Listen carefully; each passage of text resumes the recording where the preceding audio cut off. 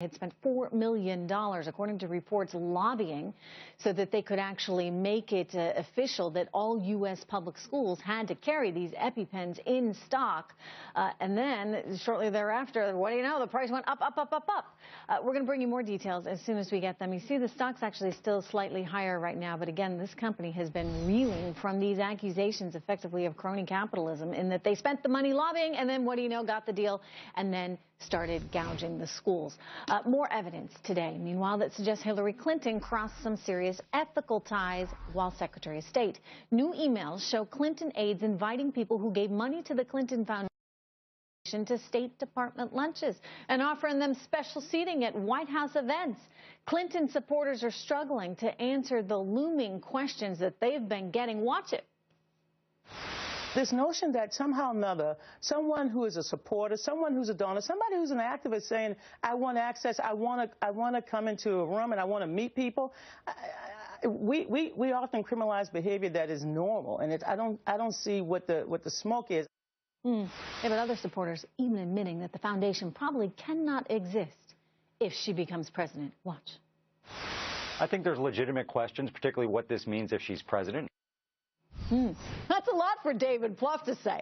By the way, how do you like this one? One of the largest newspapers there in Florida is calling for a clean break with the foundation, writing in an editorial that, quote, the pragmatic solution to this ethical morass is to do what should have been done a long time ago. If Clinton wins the presidency, there should be a clean break between the family and the foundation, and that includes the daughter as well as the husband.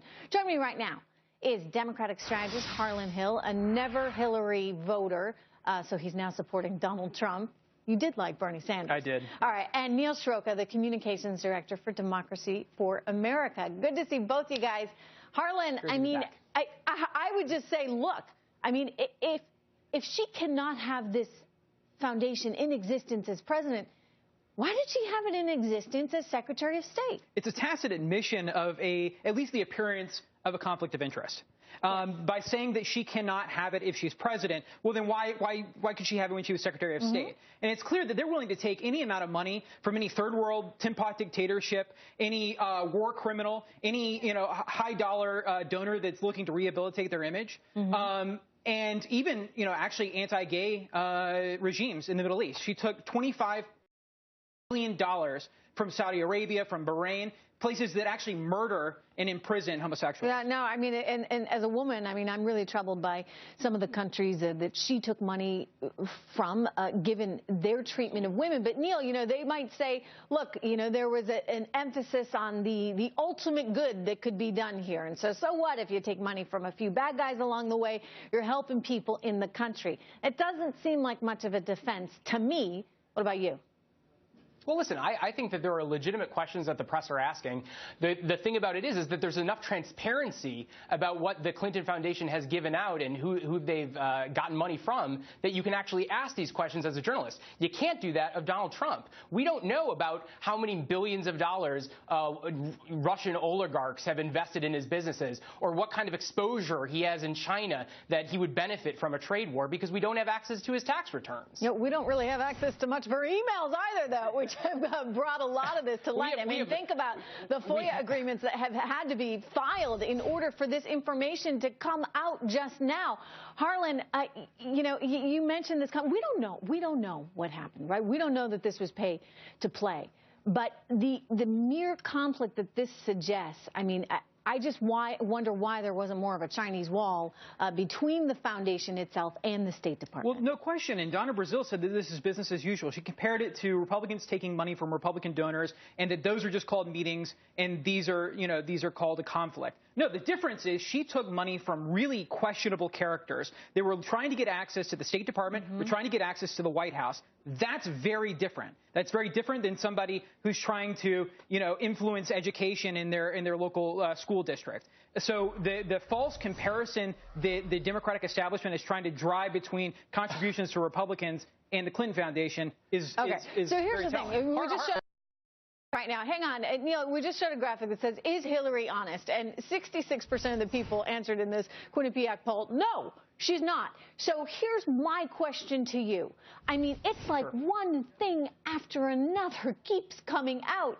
People don't think she's honest, so why is she still ahead in the polls? Because Donald Trump is running the most bigoted campaign we've seen in the modern era. He has literally insulted immigrants, Mexicans, you name it. Donald Trump has figured out a way to insult an American voter, and that's why he's losing this election. And he has questionable ties to Russia and China. I mean, this is a guy who's an unscrupulous businessman. I mean, my question to Harlan is, you are so concerned about where the Clinton Foundation is getting its money. Are you equally concerned with the money that Donald Trump is taking from Russian oligarchs and their role in enacting anti-gay policies in the state of Russia? Look, Donald Trump is a businessman that conducts business all over the globe. There's zero evidence to suggest that he has at all been influenced by money from Russian oligarchs. We contrast that with Hillary Clinton. We absolutely know that she took money from regimes that murder. It's because he's refusing to release his taxes. It's a fact. He's refusing to actually release his connections to Russian oligarchs. I would point out, the New York Times did have an article, and you may be alluding to this one here. Last weekend, New York Times had a big article saying that he was in roughly, what was it, 600 million? It might have been million in debt to the likes of Goldman Sachs and China. And that, might cause some concern for some. But the only thing I'd counter with that, Neil, is that this is a guy who, by the way, has been nothing but pretty hard on the likes of China and Goldman Sachs. So, he certainly has not acted as though he's indebted to them in any way.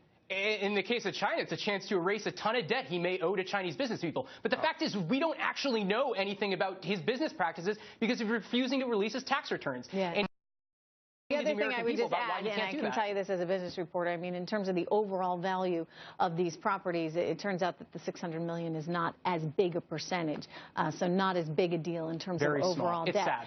But I think it's very interesting how the Hillary camp is trying to spin this away from the focus on her right now, because the reality is this is not good.